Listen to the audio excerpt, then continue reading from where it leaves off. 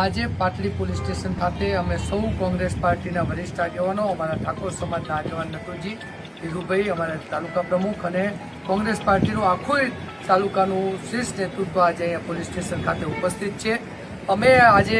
અમારા વિસ્તારમાંથી એટલે નવરંગપુરાના રહેવાસી ચિંતન મહેતા એની ફેસબુક આઈડી સીએમ સરકાર ઉપરથી અમારા સૌના નેતા અને બનાસકાંઠા મત વિસ્તારના સાંસદ આદરણીય જ્ઞાનીબેન ઠાકોર વિરુદ્ધ એક અભદ્ર પોસ્ટ કરી છે અને એ પોસ્ટમાં એમના ફોટાની નીચે અને ગદ્દારનો સિક્કો માર્યો છે. આને કોઈ પણ રીતે ચલાવી લેવામાં નહીં આવે. આજે એના વિરુદ્ધ ધારાધોરણની ફરિયાદ દાખલ કરવા માટે અમે કોંગ્રેસ પાર્ટીના 18 વર્ગના ઠાકોર સમાજના આગેવાનોની સાથે અમે ઉપસ્થિત છે. અમારા નટુજી જે મારી સાથે અહીંયા ઉપસ્થિત છે એ નટુજી પ્રભુજી ઠાકોર એ આ બાબતને લઈ અને ફરિયાદી છે અને અમે આ પોલીસ પ્રશાસનને વિનંતી કરીએ છીએ કે એક સાંસદ તરીકે, એક મહિલા સાંસદ તરીકે જ્ઞાનીબેન સમગ્ર વિસ્તારમાં નેતૃત્વ કરતા હોય અને જ્ઞાનીબેન માટે આ પ્રમાણની અભદ્ર ટિપ્પણી ફેસબુકના માધ્યમથી કોઈ એક વ્યક્તિ કરતો હોય તો એને કોઈ પણ હિસાબે ચલાવી ન લે. એમાં કડકમાં કડક કાર્યવાહી થવા જોઈએ અને આ દેશમાં જે પ્રકારની એમની કદાચ વિચારધારા હોઈ શકે કે કોઈ નારીનું સન્માન ન કરવું, પણ અમારા માટે તો જ્ઞાનીબેન સન્માન્ય નેતા છે,